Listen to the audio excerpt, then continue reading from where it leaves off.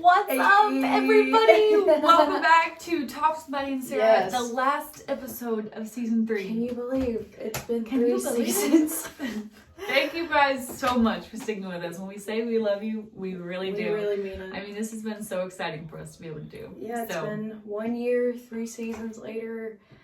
I cannot believe that it's been 3 seasons. believe it, honey. I'm believing it, but I'm also in shock. But it's okay. Yes. So, if you watched last episode Yes. 2 weeks ago, we kind of started off December with, well, it's Christmas month, it's Christmas season, so we can talk about Christmas topics. Mhm. So, we're going to continue that. This is kind of part 2 with a similar, I guess, twist as last time. It's same as finding parallels. Same vibes. Yeah, same vibes, guys. We're just vibing. We're so trendy. Oh my lands. All right, so we're going to start in Matthew. So if you're following along, Matthew chapter 2, verse 1. Yes. Now, after Jesus was born in Bethlehem of Judea, in the days of Herod the king, wise men came from the east to Jerusalem, saying, "Where is he who was born King of the Jews? For we have seen his star in the east and have come to worship him." Mhm. So, quick intermission. I want to go ahead and read some of the scriptures that these wise men would have been pulling. They would have been pulling these prophecies, these Yes. scriptures of how long they've been studying everything to know, hey, the King of the Jews should have been born right around this time. Yeah. So, first one would be, and there's a lot of these, but I'm just pulling a couple. First one would be Numbers 24:17. And that says, "I will see him, but not now. I will behold him, but not near. A star will come out of Jacob, and a scepter will rise out of Israel, and will crush the borderlands of Moab, and destroy all of the Shethites." Mhm. I don't know if I said Yes, that you're correctly, good. but it's fine. So even in Numbers, they were beginning to understand that a Redeemer would rise as their Messiah. Yes. So they already started to pull these. They knew it was going to come, as it said, it would come out of, what did it say? The Judah? Judea. Thank you. And so they were starting to understand location, where this should come from, around what time. A couple others they would have followed these prophecies would be Micah 5:2. Yes, it says, "But you, Bethlehem Ephrathah, although you are small among the tribes of Judah, from you will come forth for me one who will be ruler over Israel. His origins are from old, from ancient times." Okay, so it kind of nailed down a location from them. They Yeah. said Bethlehem. Mm-hmm. That's so cool too. I never even fully read that verse. His origin will be from old of ancient times, and God is called the Redeemer. Ancient of days. Yes. So that is so cool that it's that was just telling a parallel of Father, Son, and Holy Ghost, who he was. So much to wrap up in just that All one the verse. things. I don't know if they got that. But Isaiah 11:1, these are just more prophecies they would have been reading. Keep going up, yeah. Let me find this one. So they would continue to read these and be like, okay, we know the Redeemer, the Messiah has to arise out of here. Where is he coming from? So this is just more. Isaiah 11:1 says, "And there shall come forth a shoot from the stump of Jesse, and a branch shall grow out of his roots." Mm-hmm. So they've now, if they were following the prophecies, they had location, Yes. Bethlehem. Now they had kind of a timeline when it said out of the stump of Jesse. That's talking about the lineage of David. Jesse is going to come out of his line. Mhm. So I bet they you see in the stories of the nativity and the Bible, I guess, movies, and it shows all these the Magi had their maps all spread out, the Yeah. wise men, and it's they're pinpointing all. I bet that's kind of similar to how it was. They It's kind of had to piece it yes, all together and kind of just be like, "All right, guys, this is what we got. we've narrowed it down. We have it Okay, in this vicinity right here." yeah. So when they came to Herod, they're like, dude. I mean, Your Honor, where Sir. Mr. King, where's the king? Where is the child? Because they understood, they were like, how do you not know? We've been following his star, the prophecies have all lined up. 2 You're years. from here, bro. Yeah. You should know. We've been trying for 2 years. Can You just tell us.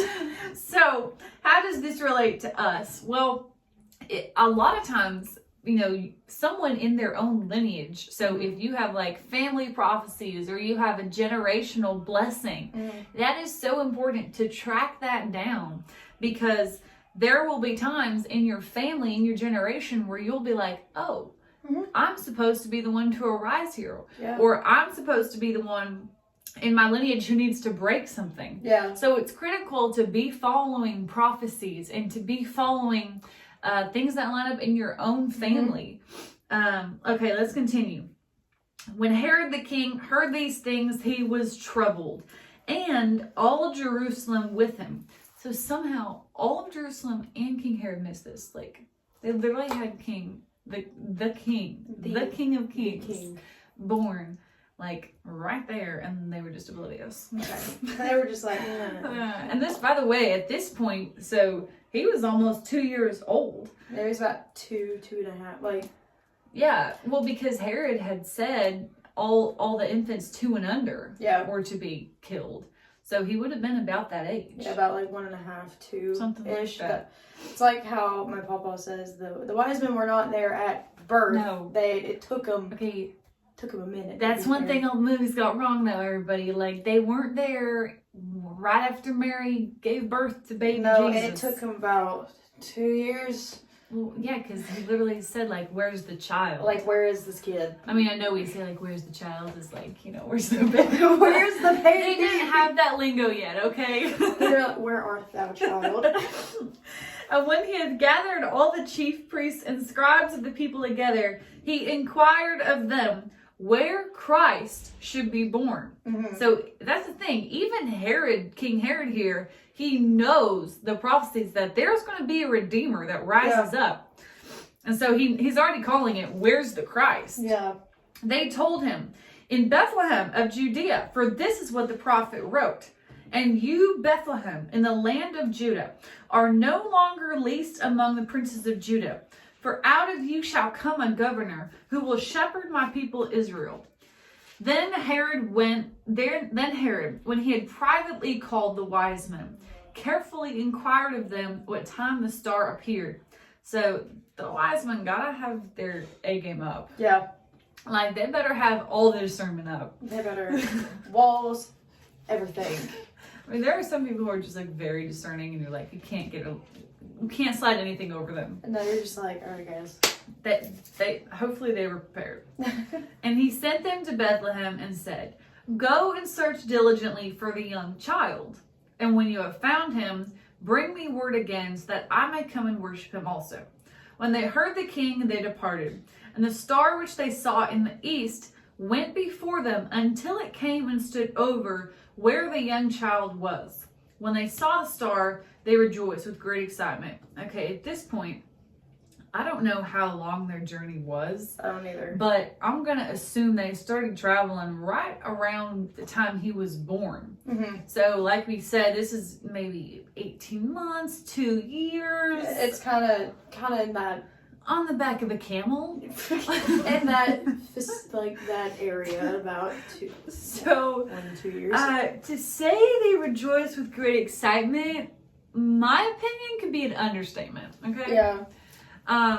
The faith that these guys would have had. The continual faith. I mean, talk about like believe the prophets. Yeah, just being like, all right, here we go. Of course it is. Of course.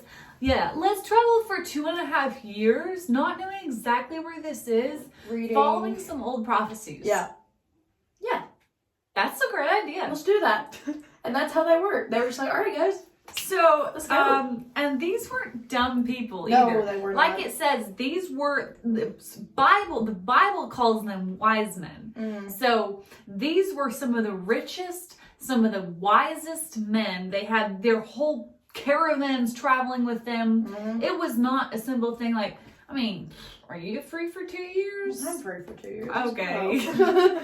I mean, the faith of these men to believe in the prophets that much, to be like, yes, we need to see the king. Yeah. We need to, even if it's only just for a glimpse. Yeah. The faith of those men to travel for 2 years to just be able to gift the king something. Yeah.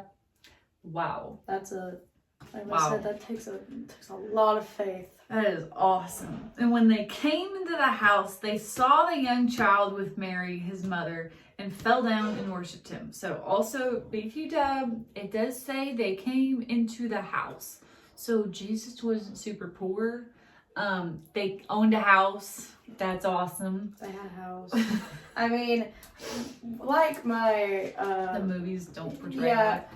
Also, I've learned a lot from Prophet Robin, my papa, about all this. He says they had to rent out a manger, like they had to rent it out. It wasn't like, oh, Like when he was born? yeah, just like stick you in this. No, they had to rent out like the whole place. Yes. And he was not just a little poor baby and some hay. It's Yeah. like, oh.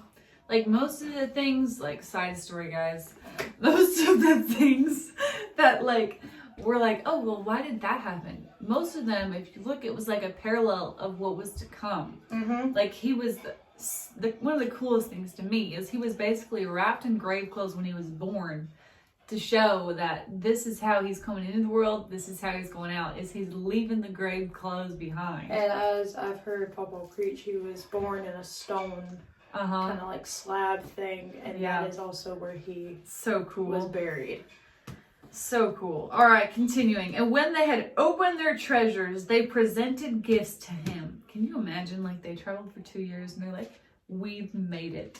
Let's give him more gifts, guys. Here you go. Gold, frankincense, and myrrh. But being warned in a dream that they should not return to Herod, they returned to their own country by another route. You know something interesting that I just thought of is these wise men, no one was born again. Mm-mm. And so, like, when they heard in a dream, that means they were close with God. Mm-hmm.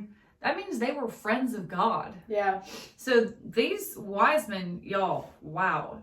Talk about prosperity preaching. They was wise. Because these are some of the richest people in the entire world. Mm-hmm. And clearly, they are friends with God. Yeah.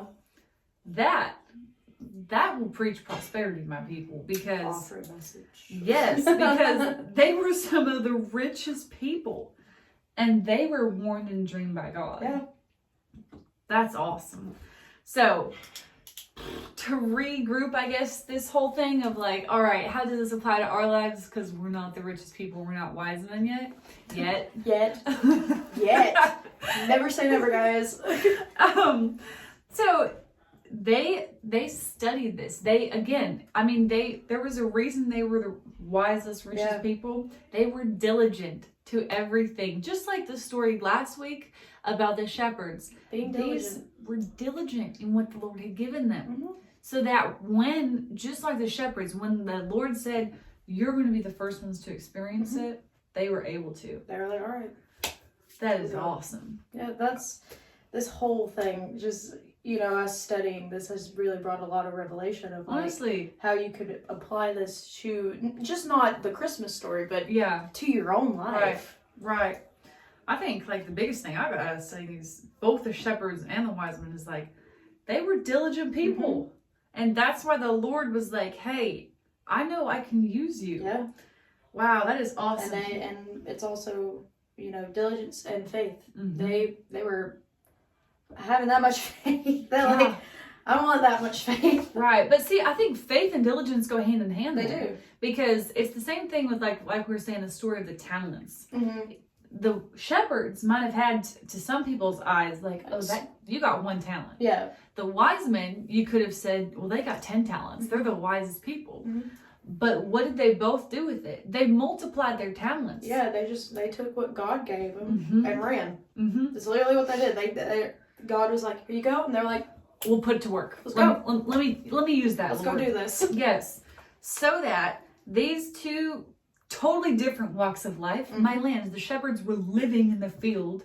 These wise men are some of the richest people in the entire world. Totally different walks of life, but yet they both got to be some of the first people to know about the Messiah, to recognize that he was the Messiah, just because of their diligence and their faith. Yeah. That's Amen. awesome. Hallelujah. Hallelujah, praise God. So for y'all, same thing. Whatever he's put in front of you, be diligent with it, Yeah. be faithful with it, because you can be the first people to witness that miracle or see more of God yeah, is being diligent Yeah. and faithful. that's the thing. You just, whatever God has given you, don't see it as like, Mhm. oh, well, they're just this a and I'm shepherd. just this. Yeah. Take it and run with it. Yeah. Just take it and run with it, because if you run with it, like you said, you might be the first person to see. Like they saw the Messiah, Yeah. they saw the coming of Jesus. Mhm. You know, you might see miracles, and you might be the one being He a part. basically told his secrets to Yeah. them. Yeah. That's awesome. All right. Well, guys, it's almost Christmas, so I hope you enjoyed these kind of different episodes. But we love you and we hope you have a great Christmas. Yes. Goodbye.